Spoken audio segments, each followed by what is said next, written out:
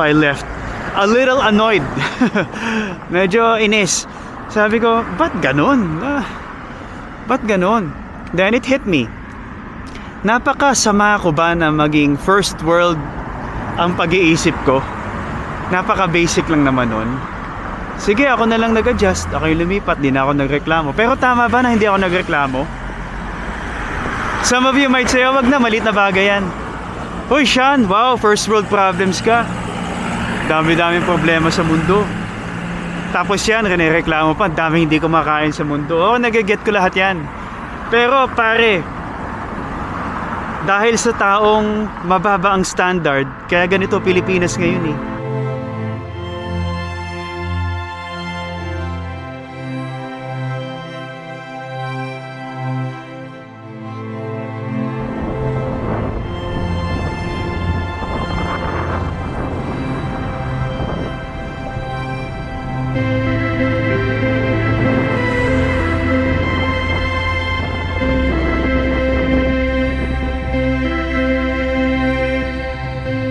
Welcome to the program. You're watching Sean Bike. My name is Sean Santa Maria. Kamusta? Gulo ng Pilipinas, no? May pakialam ba kayo? Do you watch the news? And, are you dialed in? Aware naman kayo siguro sa mga DPWH fiasco dyan. Tax natin kung saan napupunta. Congress. Contractors. Senators. Ako, I'm super dialed in. No? Always have, always will. Hindi ko lang vlog, and I don't openly talk about it with you guys sa social media because, I don't want to invite unnecessary stress. Very polarizing eh. And, I don't need that shit in my life. But it's of high interest sa akin and my immediate circle of friends. It's what we talk about in cafes, in person, but I don't openly discuss it in videos nga. Hati-hati eh. I'm just a guy who likes to ride bikes. I'm just a guy who likes to talk. So let's stick to bikes and stuff that's bike related, okay? But I'll tell you this. Kung ngayon medyo wala pa rin kayong pakialam, I would suggest na makialam ka kahit konti, no? Mas magandang meron eh. Mas magandang may importante may opinion ka eh. Makikilala mo din sarili mo eh. And if you've been living under a rock, so to speak, baka magulat ka sa mga nangyayari ngayon sa bansa.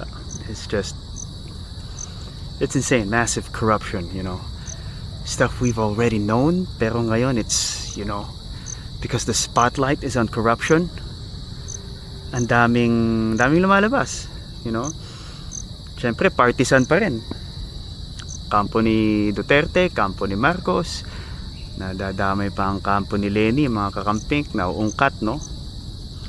But for me, basta may nagka-come forward, basta may binibisto, I don't care who does it. Basta may mga binibisto, I'm here for it.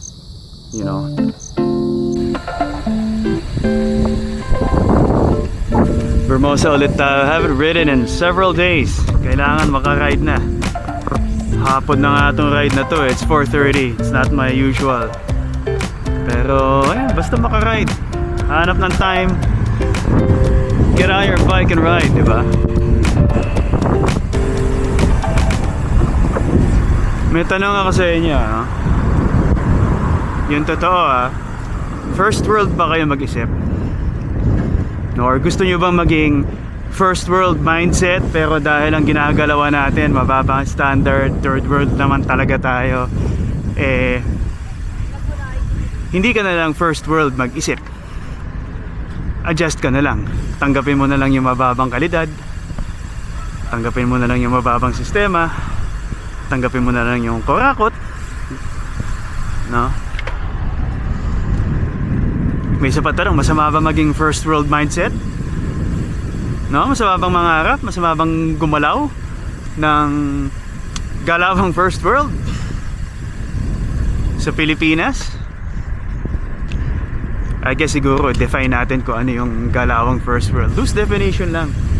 Let's set some examples para malinaw.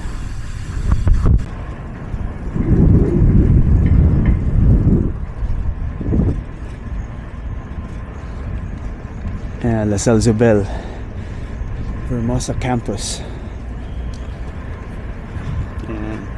Surprisingly, walang traffic hapon ngayon, sunduan dapat. Well, anyway, ano ba ang first world mindset? Ito yung naghahangad ka ng mga magagandang bagay sa society, sa gobyerno, no? Nag-expect ka ng magandang infrastructure, diba? Are you getting my drift? Diba? Nag-expect ka ng mga mabilis na proseso sa government offices, no? Or maski walang kinalaman sa government, like pila sa grocery, sana yung supermarket may maayos na sistema sa pila, or sige na nga, ito na nga, I'm gonna give you real world personal examples. Magiging rant video na naman to eh.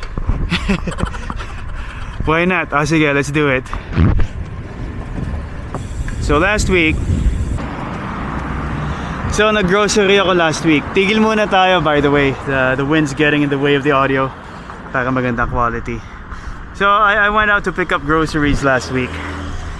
This was at Makati Supermarket in Alabang Town Center.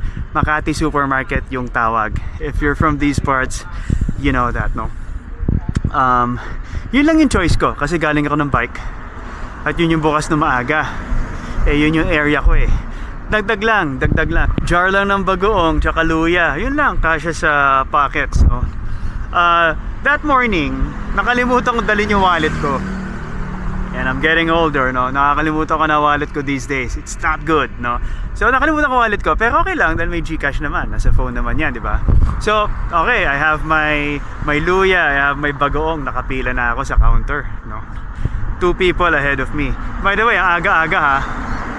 Pero may pila na dun sa Makati Supermarket. That's why I hate that supermarket. Mas konti lang yung nagbukas ng counter. Anyway, 2 people in front of me. Natapos na. It was my turn. Naghintay ako syempre. 2 people yan eh. Nung ako na, linapag ko na yung gamit ko. Sabi ko, ate may GCash? Alam kong meron kasi dapat meron. I asked just the same. Biglang sabi sa akin, wala sir. Walang follow-up information, walang in-offer. So, okay. So, ate, GCash lang ang meron ako. 15, 17, 18. Yun lang yung sabi niya. Whatever the number was. She mentioned 3 numbers though. 15, 17, 18. Okay, ano yan ate? Yun yung mga counter? Yes sir. Ibig sabihin, dun lang may GCash ate? Opo. Walang ino-offer, nakatingin lang sa baba, may sinusulat sa papel, and napakababa nung level of engagement, yung the desire to serve the customer. Hindi kompleto. And nandun yung bagong ko, nandun na yung luya ko. Hindi mo lang, so ito sabi ko, okay, so ate, ibig sabihin, ipapunch mo dito, tapos doon ako pupunta tayo doon para magbayad. Hindi po. So ano, ako pupunta doon? Opo. Tinanong ko lahat, no? Tinanong ko pa lahat. Walang in-offer na wala man lang siyang sinabihan na bagger boy na dalhin yung gamit ko. Although konti lang naman ano. Pero you know what I mean? Walang gesture na naabala niya ako. Dahil pumila ako. Nung ako na, hindi pala pwede. GCash, may certain counters lang na pwede. Hindi siya tumitingin sa akin, nakatingin sa baba, may sinusulat eh. Nag-update siguro ng kung ano niyang whatever. She left me hanging. And it was super annoying, pero hindi naman ako para ireklamo ko pa yan, di ba? Hindi naman ako nag-angas, no? I left. Dala ko yung gamit ko. Punta ako dun sa pinakamalapit na whatever number she mentioned. Una-una, wala nakalagay na no GCash, go to counters, ganito, ganyan. Dapat meron yun. Tsaka nung pumila ako, dahil hindi lang sa akin nangyari ito for sure, dapat ino-honor nila, dapat dalin nila yung grocery items dun sa counter kung sa may GCash at dun mag-punch, or just friggin have GCash available in all the counters, no? Di naman ako nagreklamo, para yun lang. So okay, bayad na, punta na ako sa new counter, nagbayad na ako, I left a little annoyed. Medyo inis. Sabi ko, ba't ganun? Ba't ganun? Then it hit me. Napakasama ko ba na maging first world ang pag-iisip ko? Napaka-basic lang naman nun. Sige, ako na lang nag-adjust. Ako yung lumipat, di na ako nagreklamo. Pero tama ba na hindi ako nagreklamo? Some of you might say, oh, wag na, maliit na bagay yan. Uy, Sean, wow, first world problems ka. Dami-daming problema sa mundo. Tapos yan, rinireklamo pa, dami hindi kumakain sa mundo. Oo, nagaget ko lahat yan. Pero pare, dahil sa taong mababa ang standard, kaya ganito Pilipinas ngayon eh. And I tell you, it's in the little things. Nasa pila ng grocery, yes, maliit na bagay, nakakatawa. Pero how you do one thing is how you do everything. Tandaan nyo yan. At motto ko yan talaga sa buhay.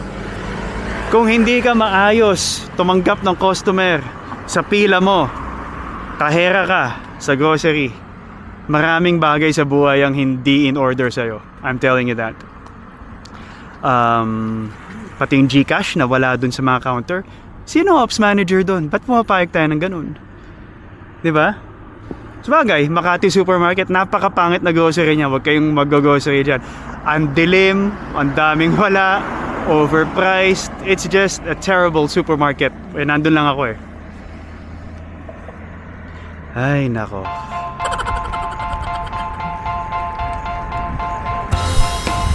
Okay, so para sa ating mga cyclists na madalas nasa daan, ano? So, think about your district. Yung immediate area nyo, barangay nyo, yung village nyo, yung mga labasan, yung mga outskirts.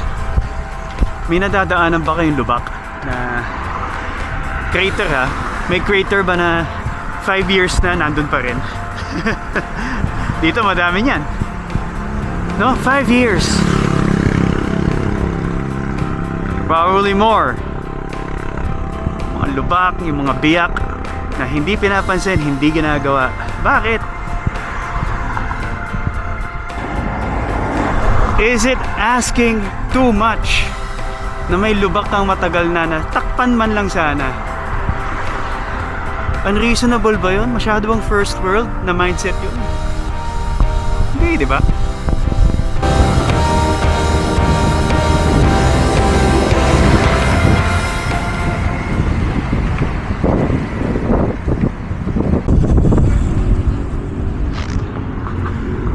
I'm reminded of the story told by Jonathan Yabut in one of his presentations.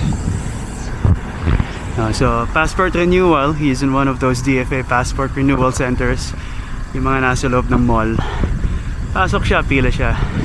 Yung sistema ng pila, upo ka sa monoblock chairs. Kapag umaandar na yung pila, tayo ka, lipat ka dun sa katabing monoblock. So, gets niyo yung picture, no?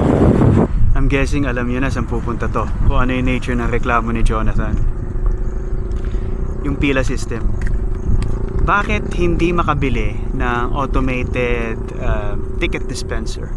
No? Yung numbered, may papel na maliit, tapos magpa-flash sa screen kung ano number na tutunog lang. Kahit di tumunog, basta tingin ka lang doon sa screen, alam mo kung saan ka titingin. Pag number mo na, ikaw na. That way, kahit saan pwede kang upo. Makakatayo ka, makaka-CR ka, makakabili ka ng kape kung gusto mo. Diba? Hindi rin kamahalan yung mga ganong ticketing system for DFA na napakalaking agency ng gobyerno. Mga maliliit na bangko nga, may ganyan eh. So, it's one of those things na inisip siguro ng opisinang yon, that specific branch. Inisip nila, oh, okay lang naman. Monoblock, upo. Wala naman magreklamo dyan. Oh, buti nga nagpapaupo pa eh, no? So, kudos. Buti may paupo pa eh. Pero may mas magandang method, hindi na lang gagawin kasi hindi kailangan. No? Now, si Jonathan bilang utak first world, sama ba yun? Yung maghangad siya ng ganun? Okay, we're near home. Uwi na tayo. Tama na yun. It's enough for a day. Enough to squeeze into one video, no? Parting message. Makialam tayo. Hindi naman kailangan reklamador. Pero if we see something, let's call it out. Hindi naman kailangan makapag-away, di ba? Pero para... How should I say this? To desire better isn't such a bad thing, right?